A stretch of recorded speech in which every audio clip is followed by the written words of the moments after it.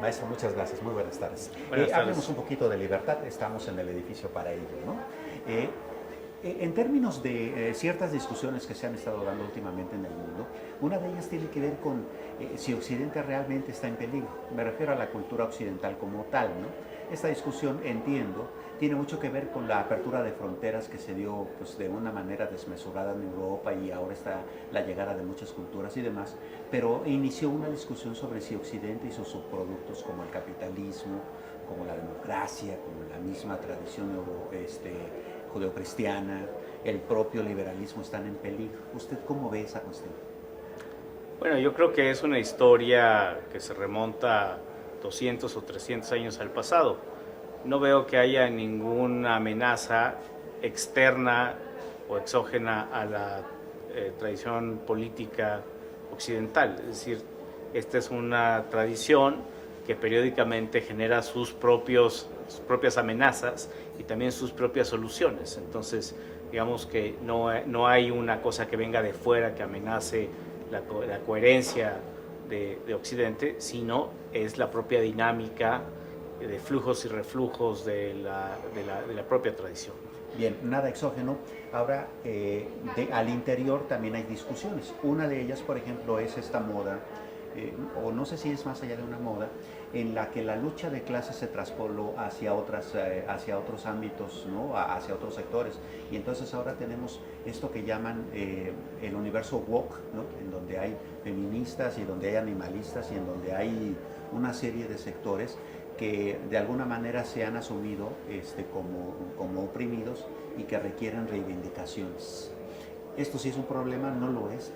¿O en qué estatus lo podríamos fijar? Bueno, yo creo que esto se remonta a finales del siglo XX, cuando el proyecto universalista alternativo a la democracia liberal capitalista, que era el socialismo, se colapsó. Porque el socialismo era un proyecto universalista, general, que pretendía reemplazar y ser una alternativa al capitalismo y a la democracia liberal. Cuando se colapsa el socialismo como proyecto alternativo, lo que ocurrió en los siguientes 30 o 40 años fue que los descontentos con el capitalismo y la democracia liberal cambiaron de trinchera y se fueron a otros sitios desde donde poder seguir criticando a lo que no les gustaba, que era la democracia liberal y el capitalismo. Y ese es el origen de los particularismos identitarios. Y en parte tiene que ver con el colapso del universalismo en términos generales. Ya en los años 90 el tema de la identidad y la diferencia ya eran muy importantes y se eclipsaba el universalismo. Y creo que esto que estamos viendo en realidad es un capítulo más de esa desplazamiento de las grandes agendas universalistas desde la Revolución Francesa, igualdad, libertad, fraternidad, etcétera, frente a reivindicaciones de género, étnicas y nacionales. Otra vez, hay un gran conflicto entre las teorías políticas universalistas y las que son particularistas. La más importante es el nacionalismo, pero ahora vemos como pequeños nacionalismos del género, de otros tipos de identidades. Claro, parece tener una especie como de consenso con respecto a cierto nivel de simpatía. De repente hay un choque cuando eso se vuelve intolerancia, ¿no? Y me refiero, por ejemplo, al lenguaje inclusivo, al lenguaje políticamente correcto, ¿no? Al asunto de forzar al otro a hablarle en función de su autopercepción. Este tipo de cuestiones, ¿cómo podrían, digamos, catalogarse? Bueno, como una sustitución de lo sustantivo por lo simbólico. Es una forma de reparación simbólica el renombrar las cosas y creer que renombrando las cosas desaparece el objeto. Es mucho más fácil cambiar el lenguaje que solucionar problemas como el sexismo o el racismo, etc. Y correr el riesgo de perder de vista el objeto por el símbolo. Entonces creo que es una forma barata y es una forma de tapar el sol con un dedo, de reconocer problemas que son reales y al mismo tiempo establecer una nueva ortodoxia, una nueva corrección sobre cómo hablar, cómo expresarse, cómo escribir. Y sí, esto lleva a un tipo de ortodoxia moral intolerante. Y tal vez hasta de no encontrar una verdadera solución de fondo si es que realmente se necesita, ¿no? Bueno, crea un problema, como dije, una reparación simbólica no atiende el problema sustantivo, sino que confunde el símbolo o la manifestación externa con el problema mismo. Entonces, en el grado en el cual la discusión se centre en el símbolo o en el lenguaje, entonces el fenómeno sustantivo no se atiende. Habrá quien diga que el fenómeno sustantivo es el lenguaje, eso me parece discutible.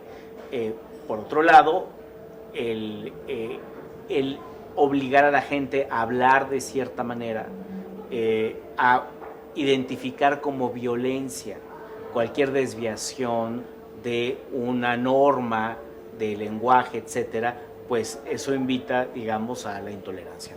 Claro. Otro frente, maestro, es una gran contradicción, ¿no? Esa eterna lucha por la libertad y por la identidad propia, pero enfrente tenemos también el éxito de muchos populismos que terminan degenerando tal vez en autoritarismos y en colectivismos, ¿no? ¿Por qué es tan seductor para muchas culturas o para muchas naciones o para muchos grupos sociales de repente renunciar a su libertad para caer en ello? Bueno, para empezar, porque la gente normalmente no identifica esa disyuntiva que menciona usted. Es decir, mucha gente no cree que al seguir a un líder populista está renunciando a su libertad. Eso en algunos casos no es evidente, sino hasta el final del proceso, cuando el populismo deja de ser una vertiente del proceso democrático y se convierte en un régimen autocrático, una dictadura. Yo creo que el atractivo del populismo es que entiende que es más fácil movilizar a las personas a partir del conflicto, de la oposición, de identificar un enemigo y hacer que la gente cierre filas para combatir a ese enemigo que en el caso del populismo son los enemigos del pueblo, las élites, los intelectuales, las oligarquías o como las quieran llamar, y esa es una forma muy eficaz de hacer política porque logra cohesionar a un grupo en contra de otro. Claro. Uno de los centros del evento que hoy estamos presenciando aquí en la Universidad de la Libertad es justamente el referente a la riqueza de nuestro lenguaje, ¿no? Y un lenguaje que viene de Europa, que ahora es mucho más hablado de este lado del Océano Atlántico, pero que también curiosamente es utilizado políticamente por algunos regímenes para discursos de odio, ¿no? Y entonces quieren que España se disculpe con América Latina por ciertas cosas, pues, hay veces un poco complicadas de entender, o viceversa. Estos discursos de odio, ¿qué rentabilidad política podrían tener? Bueno, el lenguaje es político, en tanto se usa para fines políticos.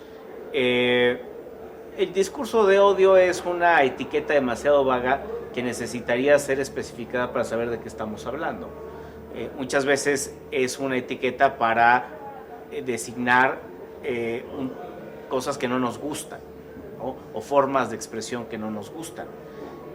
El genio que dio cuenta de cómo el lenguaje configura la realidad fue George Orwell, que en su novela 1984, una novela distópica, nos alerta, nos deja ver cómo el lenguaje es también un instrumento del poder, ¿no? El tratar de modificar la manera en que concebimos al mundo alterando el lenguaje. Ese creo que es un proyecto totalitario, cuando de lo que se trata es de convencernos de que 2 más 2 son 6, ¿no? Y si el lenguaje ayuda a que creamos eso, pues es una forma de contribuir a un proyecto totalitario. Claro. La innovación tecnológica podría ser otro frente, maestro. Se me ocurre preguntárselo justamente a partir de la cuestión orwelliana, ¿no? De repente hay quienes ven un apocalipsis en donde la inteligencia artificial termine esclavizando a la raza humana, o que las redes sociales terminen convirtiendo a la inteligencia humana en algo tan estúpido que pues sea fácilmente manipulable. Hay quienes dicen que no, que es al revés, que son herramientas de libertad. ¿Cómo ve usted ese panorama? Yo creo que la tecnología sigue siendo una herramienta. El temor es que la herramienta se convierta, adquiera agencia, o sea, se convierta en un actor capaz de tomar decisiones o tener iniciativa. Yo no veo eso, creo que es una herramienta muy sofisticada que puede sabotearnos a los que la usamos cuando creemos que puede hacer cosas que solo los humanos todavía pueden hacer. Para poner un ejemplo, no hay inteligencia artificial que pueda distinguir entre un guiño y un tic. Cuando haya una inteligencia artificial que pueda distinguir entre un guiño y un tic, entonces creo que estaremos en problemas. Claro, bien, para eso falta muchísimo, ¿no? Al final del día, digo, hay profesores de antropología y de estas cuestiones que dicen que la única cuestión que no va a poder tal vez hacernos iguales es el asunto del pensamiento que no es tangible, ¿no? O sea, no se pensaría que tal vez una inteligencia artificial pueda pensar en cosas tan abstractas como la democracia, como Dios o como este tipo de cuestiones. En algún momento eso quedaría también cancelado en el ser humano.